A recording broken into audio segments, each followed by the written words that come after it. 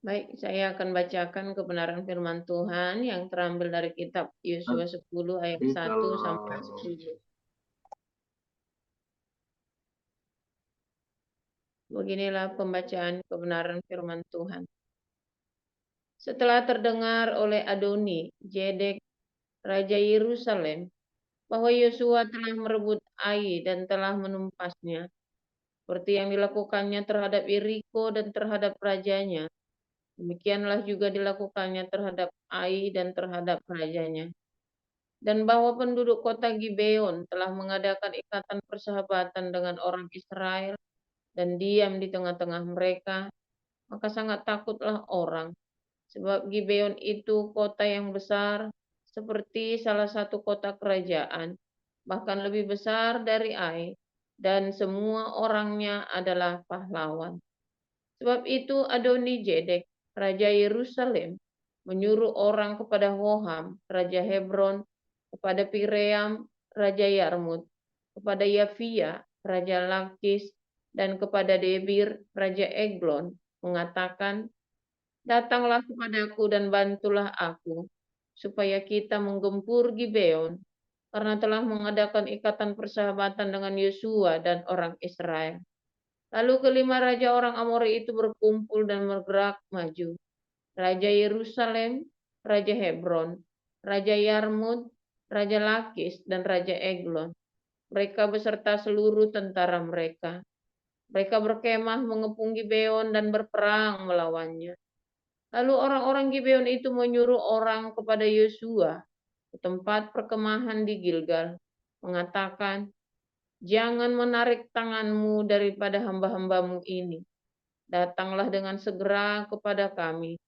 Lepaskanlah kami dan bantulah kami, sebab semua raja orang Amori yang diam di pegunungan telah bergabung melawan kami."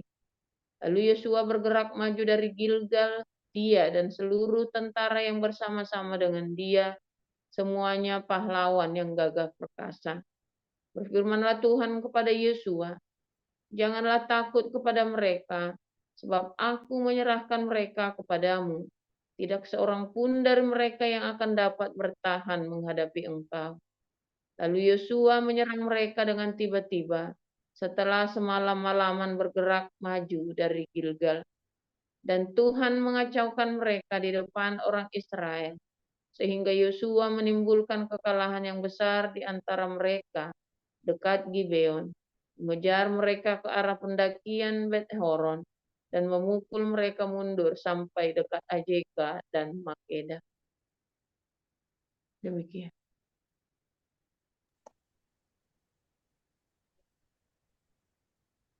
lanjut Pak Mulia.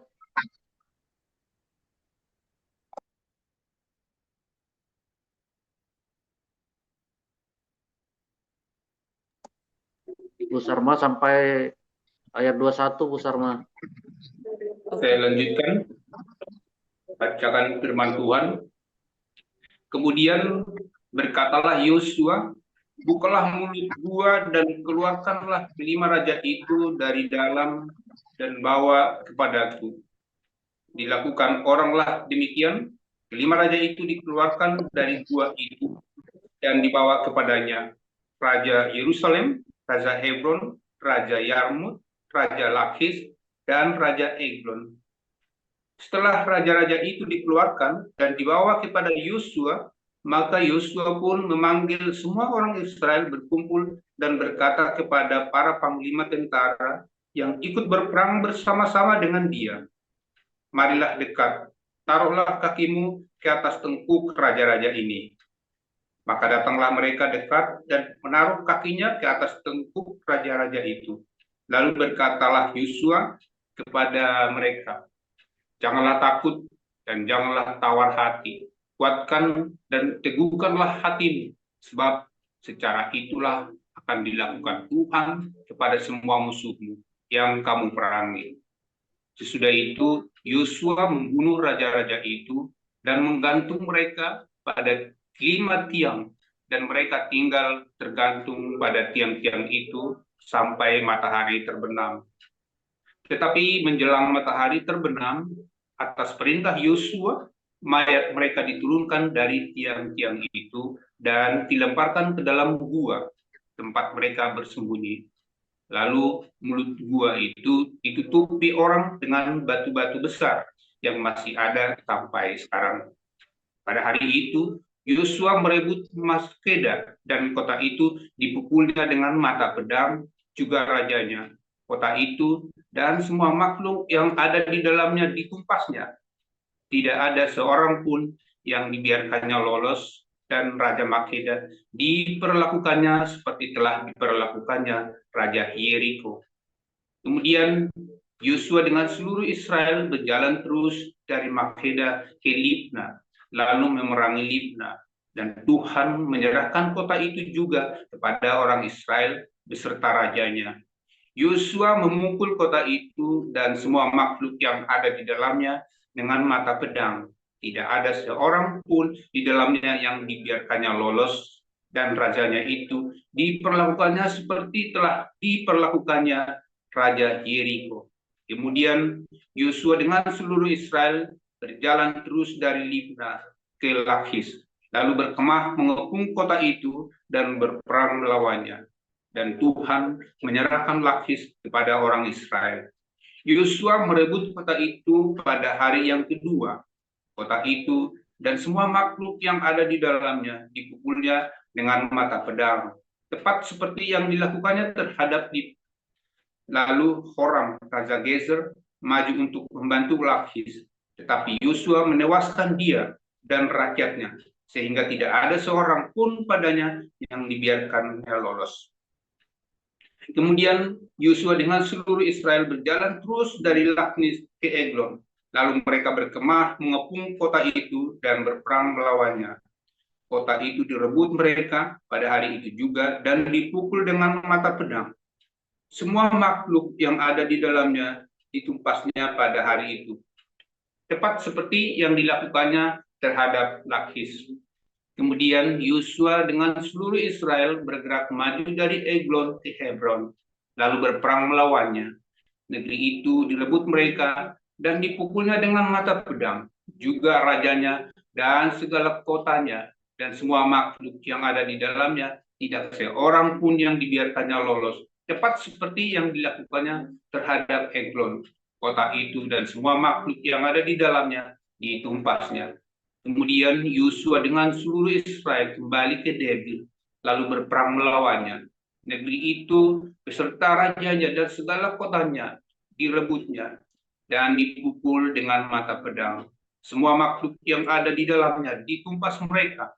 Tidak seorang pun yang dibiarkannya lolos seperti yang dilakukannya terhadap Hebron.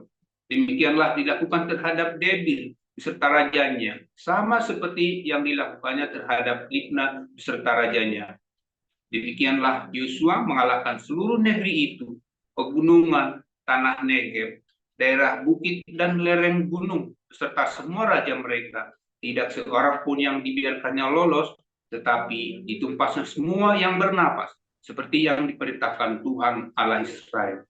Yosua menewaskan mereka dari Kedesi Barnea sampai Gaza, juga seluruh tanah Goshen sampai Gibeon. Semua raja ini dan negeri mereka telah dikalahkan Yosua sekaligus, sebab yang berperang untuk orang Israel ialah Tuhan Allah Israel. Kemudian Yosua dengan seluruh Israel pulang kembali ke tempat perkemahan di Gilgal. Demikian firman Tuhan. Baik, saya akan sambung pembacaan firman Tuhan dari Markus 4 ayat 1 sampai 20. Pada suatu kali Yesus mulai pula mengajar di tepi danau. Maka datanglah orang banyak yang sangat besar jumlahnya mengerumuni dia, sehingga ia naik ke sebuah perahu yang sedang berlabuh, lalu duduk di situ. Sedangkan semua orang banyak itu di darat di tepi danau itu. Dan ia mengajarkan banyak hal yang dalam perumpamaan kepada mereka. Dalam ajarannya itu, ia berkata kepada mereka, dengarlah, adalah seorang penabur keluar untuk menabur. Pada waktu ia menabur, sebagian benih itu jatuh di pinggir jalan. Lalu datanglah burung dan memakannya sampai habis. Sebagian jatuh di tanah yang berbatu-batu, yang tidak banyak tanahnya. Lalu benih itu pun segera tumbuh, karena tanahnya tipis. Tetapi sesudah matahari terbit, layuklah ia dan menjadi kering, karena tidak berakar. Sebagian lagi jatuh di tengah semak duri. Lalu makin besarlah semak itu dan menghimpitnya sampai mati, sehingga ia tidak berbuah. Dan sebagian jatuh di tanah yang baik. Ia tumbuh dengan suburnya dan berbuah. Hasilnya ada yang 30 kali lipat, ada yang 60 kali lipat, ada yang 100 kali lipat. Dan katanya, siapa mempunyai telinga untuk mendengar, hendaklah ia mendengar. Ketika ia sendirian, pengikut-pengikutnya dan ke-12 murid itu menanyakan dia tentang perumpamaan itu.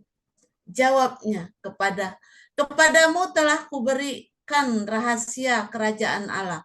Tetapi kepada orang-orang luar segala sesuatu disampaikan dalam perumpamaan. Supaya sekalipun melihat, mereka tidak menganggap. Sekalipun mendengar, mereka tidak mengerti. Supaya mereka jangan berbalik dan mendapat ampun. Lalu ia berkata kepada mereka, tidakkah kamu mengerti perumpamaan ini? Kalau demikian, bagaimana kamu dapat memahami semua perumpamaan yang lain? Penabur itu menaburkan firman. Orang-orang yang di pinggir jalan, tempat firman itu ditaburkan ialah mereka yang mendengar firman. Lalu datanglah iblis dan mengambil firman yang baru ditaburkan di dalam mereka. Demikian juga yang ditaburkan di tanah yang berbatu-batu. Ialah orang-orang yang mendengar firman itu dan segera menerimanya dengan gembira. Tapi mereka tidak berakar dan tahan sebentar saja. Apabila kemudian datang penindasan atau penganiayaan karena firman itu, mereka segera murtad. Dan yang lain ialah yang ditaburkan di tengah semak duri. Itulah yang mendengar firman itu. Lalu kekhawatiran dunia ini dan tipu daya kekayaan dan keinginan-keinginan akan hal-hal yang lain masuklah menghimpit firman itu sehingga tidak berbuah. Dan akhirnya yang ditaburkan di tanah yang baik ialah orang yang mendengar dan menyambut firman itu, lalu berbuah, ada yang 30 kali lipat, ada yang 60 kali lipat, dan ada yang 100 kali lipat. Demikian, silakan Bu Ros. Lalu Yesus berkata kepada mereka, orang membawa pelita bukan supaya ditempatkan di bawah gantang atau di bawah tempat tidur, melainkan supaya ditaruh di atas kaki dian. Sebab tidak ada sesuatu yang tersembunyi yang tidak akan dinyatakan, dan tidak ada sesuatu yang rahasia yang tidak akan tersingkap. Barang siapa mempunyai telinga untuk mendengar, hendaklah ia mendengar. Lalu ia berkata lagi, camkanlah apa yang kamu dengar. Ukuran yang kamu pakai untuk mengukur akan diukurkan kepadamu, dan di samping itu akan ditambahkannya kepadamu. Karena siapa yang mempunyai, kepadanya akan diberi. Tetapi siapa yang tidak mempunyai, apapun juga yang ada padanya akan diambil daripadanya. Lalu kata Yesus, beginilah hal kerajaan Allah itu, seumpama orang yang menabur benih di tanah, lalu pada malam hari ia tidur, dan pada siang hari ia bangun. Dan benih itu mengeluarkan tunas, dan tunas itu makin tinggi. Bagaimana terjadinya tidak diketahui orang itu. Bumi dengan sendirinya mengeluarkan buah, mula-mula tangkanya, lalu bulirnya, kemudian butir-butir yang penuh isinya dalam bulir itu. Apabila buah itu sudah cukup masak, Orang itu segera menyabit, sebab musim menuai sudah tiba. Katanya lagi, dengan apa hendak kita membandingkan kerajaan Allah itu? Atau dengan perumpamaan manakah hendaknya kita menggambarkannya? Hal kerajaan itu seumpama biji sesawi yang ditaburkan di tanah. Memang biji itu yang paling kecil daripada segala jenis benih yang ada di bumi. Tetapi apabila ia ditaburkan, ia tumbuh dan menjadi lebih besar daripada segala sayuran yang lain, dan mengeluarkan cabang-cabang yang besar, sehingga burung-burung di udara dapat bersarang dalam naungannya. Dalam banyak perumpamaan yang semacam itu, ia memberitakan firman kepada mereka sesuai dengan pengertian mereka. Dan tanpa perumpamaan, ia tidak berkata-kata kepada mereka, tetapi kepada murid-muridnya, ia menguraikan segala sesuatu secara tersendiri. Pada hari itu, waktu hari sudah petang, Yesus berkata kepada mereka, "Marilah kita bertolak ke seberang." Mereka meninggalkan orang banyak itu, lalu bertolak dan membawa Yesus beserta dengan mereka dalam perahu di mana Yesus telah duduk, dan perahu-perahu lain juga menyertai dia. Lalu mengamuklah taufan yang sangat dahsyat dan ombak menyembur masuk ke dalam perahu, sehingga perahu itu mulai penuh dengan air. Pada waktu itu, Yesus sedang tidur di buritan, di sebuah tilam. Maka murid-muridnya membangunkan dia dan berkata kepadanya, "Guru, tidak peduli kalau kita binasa?" Ia pun bangun menghardik angin itu dan berkata kepada danau itu, "Diam, tenanglah." Lalu angin itu reda dan danau itu menjadi teduh sekali. Lalu ia berkata kepada mereka, "Mengapa kamu begitu takut? Mengapa kamu tidak percaya?" Mereka menjadi sangat takut dan berkata seorang pada yang lain, "Siapa gerangan orang ini sehingga angin dan danau pun taat kepadanya?" Demikian firman Tuhan. Amin untuk firman Tuhan. Terima kasih para lektor, Ibu Sarma, Pak Mulia, Ibu Lucy, dan Ibu Rosna Baban. Sekarang saat ini kita akan mendengar renungan firman Tuhan dengan judul Selalu Ada Mujizat di Israel. Silakan Pastor Joseph Pauljam.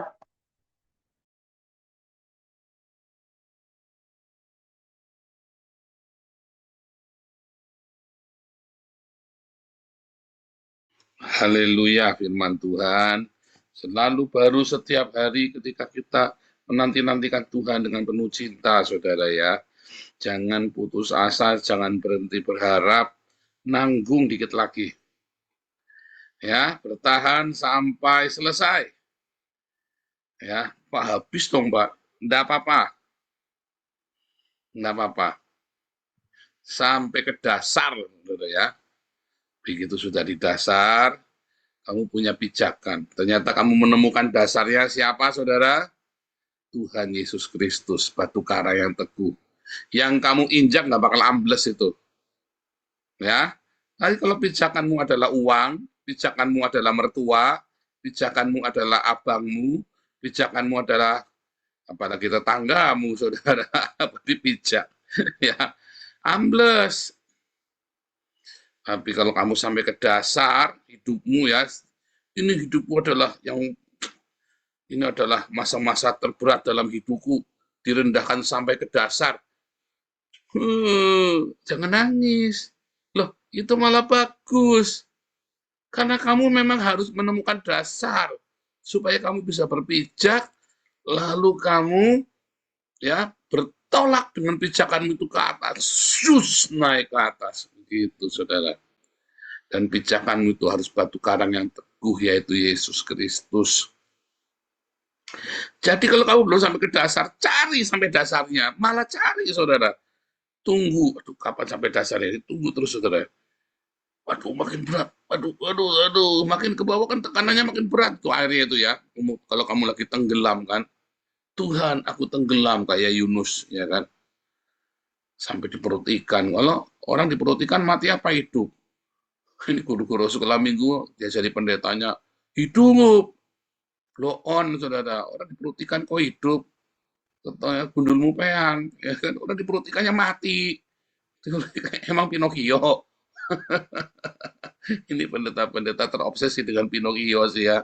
Di perut ikan malah bisa apa? Bisa bakar-bakaran ikan, grillen ikan. Ini kadang-kadang pendeta-pendeta fantasinya kemana-mana. Masa di perut ikan grillen ya Pinocchio ya? Sama Gepetto ya. Grillen itu ya, grillen ikan di perutnya ikan. Makan ikan di perut ikan, asoy, lagi camper, lagi kemah. Kan on ini saudara. Di perut ikannya mati. Artinya, biar sekalipun dagingku dan hatiku habis lenyap, ya, gunung batuku dan bagianku, tetaplah Yesus selama-lamanya. Itu dong, ya. Iya, begitu kamu kakinya lihat, aku udah sampai pijakan belum? Masih ambles lagi. Cari lagi, saudara. Sampai pijakan itu kamu kaki sampai, itulah Yesus. Ya, bukan tetanggamu, bukan bukan abangmu, bukan mertuamu, bukan ibu bapakmu. Pijakanmu itu Yesus. Dia adalah batu karang keselamatan kita, saudara ya. Batu karang yang teguh, yang tidak tergoyahkan. Dia adalah fondasi dari seluruh hidupmu. Kalau kamu belum nyampe batu karang, hidupmu rapuh, saudara. Harus sampai batu karang kamu injak. Ya, kamu yang lagi dalam pergumulan, harus sampai batu karang yang teguh. Ya. Kalau belum nanti kamu ngulangin lagi, ambles lagi, capek, saudara. Sekarang, ayo saatnya cari batu karang yang teguh. Ya, kamu berpinjak dan kamu berdiri di atas batu karang itu. Ya, sebab dia adalah batu karang kita. Nah, saudara, minta mujizat Pak Ogam. Mujizat gampang. Mujizat itu gampang, saudara ya. Tiap hari ada mujizat. Mujizat itu gampang. Kemarin, iya di YouTube itu ya, di TikTok kemarin ya. Kalau memang Yesus ada, sini, suruh ke sini, suruh kasih lihat saya. Ya, biar saya lihat Yesus kayak apa. Jangan tulisan, tapi saya lihat, saya suruh ke sini Yesusnya. Kita bilang, emang Yesus jai langkung. Allah kamu jai langkung. Jai langkung datang. Ya, datang tadi undang pergi, kita pamitan. Ya, kan? Kamu jangan samakan Yesusku dengan jai langkungmu, dengan Allahmu yang jai langkung itu, saudara. Dipanggil-panggil, dituai gemboran sehari 5 kali. Weh, sini, weh, sini, weh, sini, weh. Pagi, siang, malam 5 kali dia suruh ke sini, gak datang-datang. Saking gak datang-datang, ngamuk. Tetangganya dibakar gerejanya, saudara. Dia manggil-manggil Tuhan gak datang, ngamuk. Kamu juga gak boleh manggil Tuhan. Soalnya aku manggil Tuhan, Tuhannya gak datang. Kayak Kain sama Habil kan. Karena persembahannya nggak diterima, dia pukul Habil, pokoknya kamu juga nggak boleh. Ya kan? Ini sama nih kan. Weh sini weh. Nggak datang-datang saudara. Ada orang lagi haleluya puji Tuhan. Ada hadirat Allah, gerejanya dibakar. Kalau Tuhan datang sama Tuhanku datang sama aku, Tuhanmu juga nggak boleh datang sama kamu.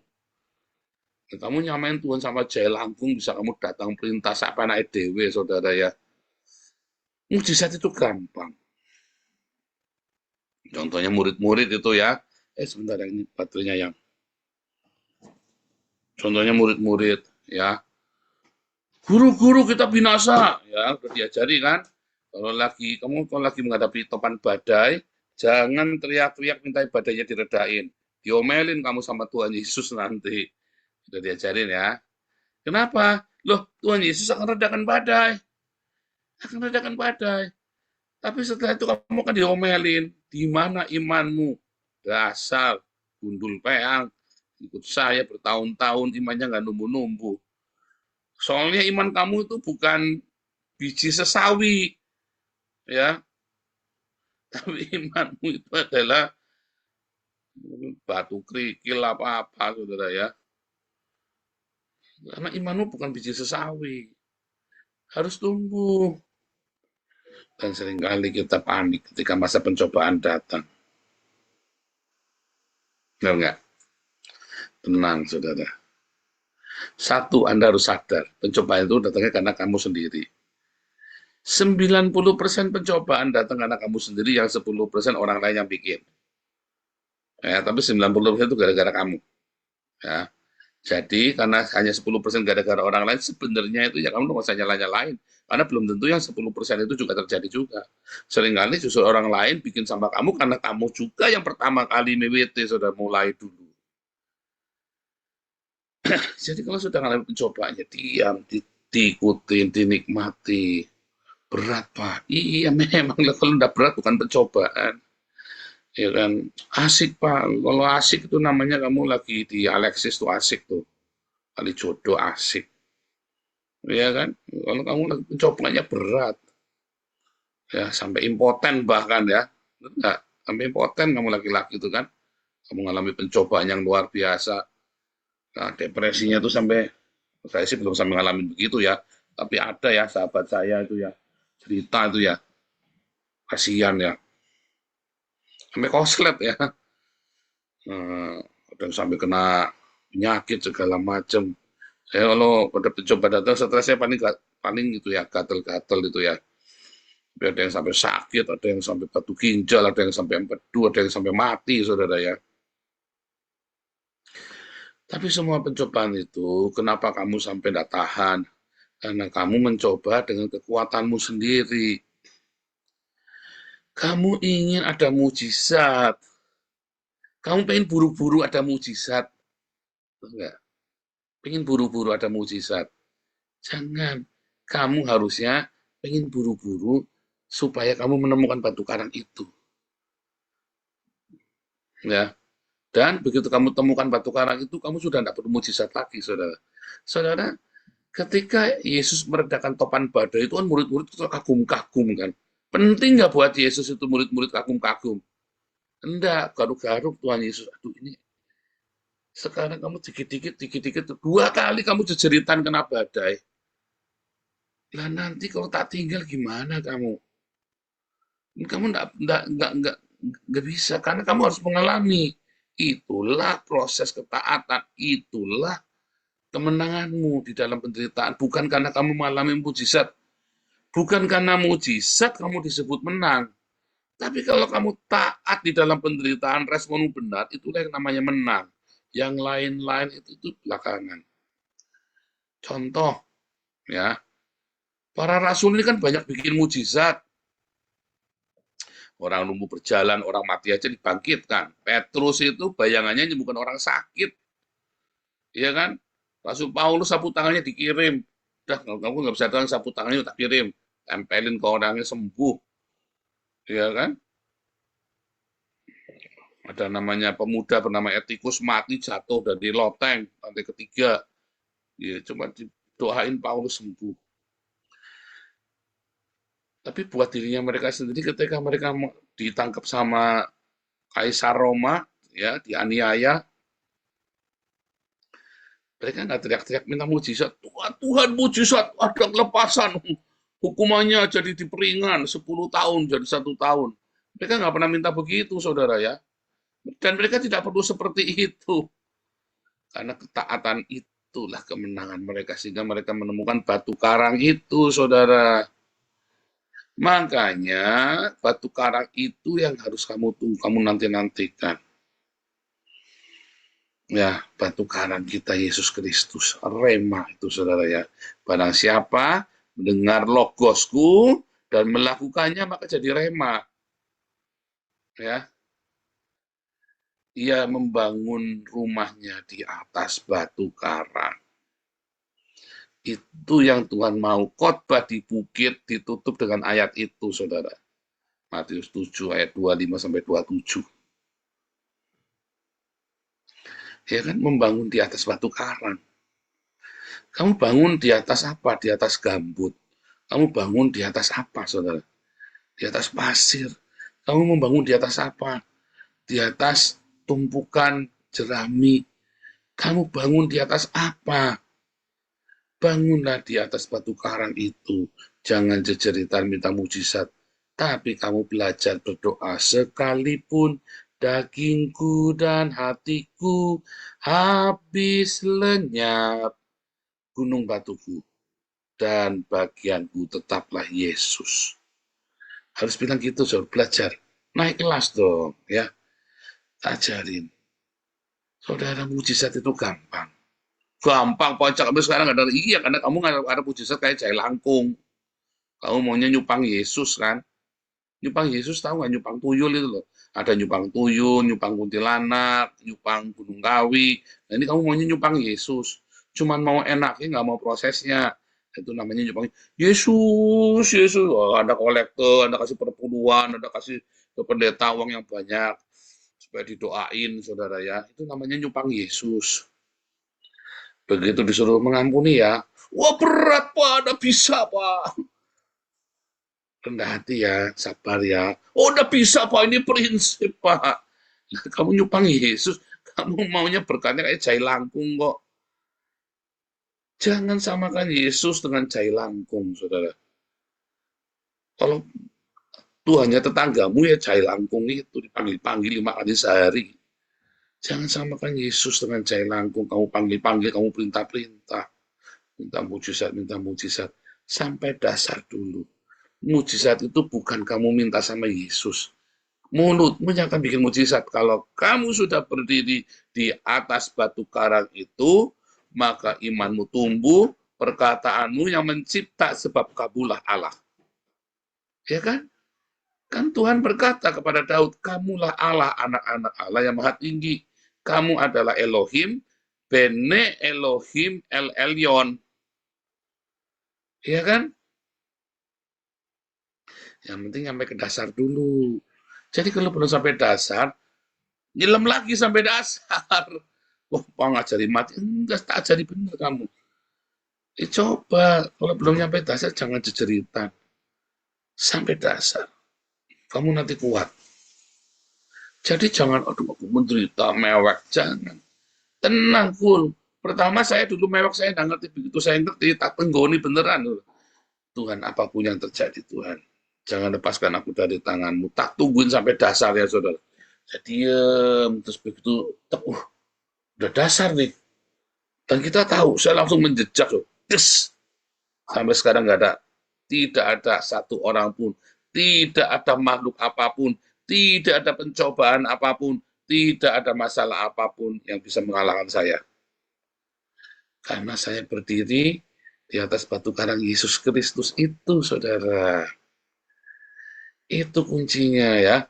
Orang mau fitnah saya, mau khianati saya, mau tamu, babak belur, mau apa, tetap kita berdiri di atas batu karang itu. Yesus Kristus. Jangan tersinggungan, jangan ngamukan, ya, jangan percaya saudara ya. Prinsipmu itu tidak ada artinya. Yang penting kamu pegang prinsipnya Tuhan Yesus. Tunggu saudara ya, di tempat inilah kita ya diproses. Kalian melayani ya, kalian diproses. Ya, bilang sama diri sendiri ya, sekalipun hatiku dan dagingku habis lenyap, hanya Yesus gunung batuku, batu karang keselamatanku. Ya, jangan ngarep-ngarep mujizat dulu. Ngarep-ngarep ketemu batu karang itu dulu, saudara. Jangan ngarep-ngarep mujizat dulu. Ngarep-ngarep ketemu batu karang itu. Begitu kamu udah jejak, kamu naik, gak usah kamu ngarep-ngarep mujizat, ngomong aja. Jadi, ya, yehi wa yehi, saudara ya. Yang benar gramatikalnya itu ternyata bukan yehi wa yehi, tapi yehi wihi. Ya, saudara ya. Gramatikalnya kemarin saya diajari. Yehi wihi. Jadi, terjadilah kalau orang ya tetangga bilang kun fayakun, tapi kun fayakunnya nggak jadi-jadi. Kun fayakun itu hanya bisa di dalam nama Yesus, saudara. Apapun yang kamu minta, katakan di dalam namaku, pasti akan terjadi. Kun fayakun, yehi wihi. Ya, jadi terjadilah. Tapi kamu harus berbijak. Kamu bukan jejeritan. Yesus tolong aku, Yesus tolong aku. Wah, ya Anda dikhotbahin diajari pendetamu supaya jejeritan kalau lagi badai. Salah, saudara. Oh, lagi badai tunggu. Kan Yesus ada di buritan. Kalau kamu tenggelam, dia tenggelam. Karena dia tidak mungkin tenggelam, maka kamu tidak mungkin tenggelam.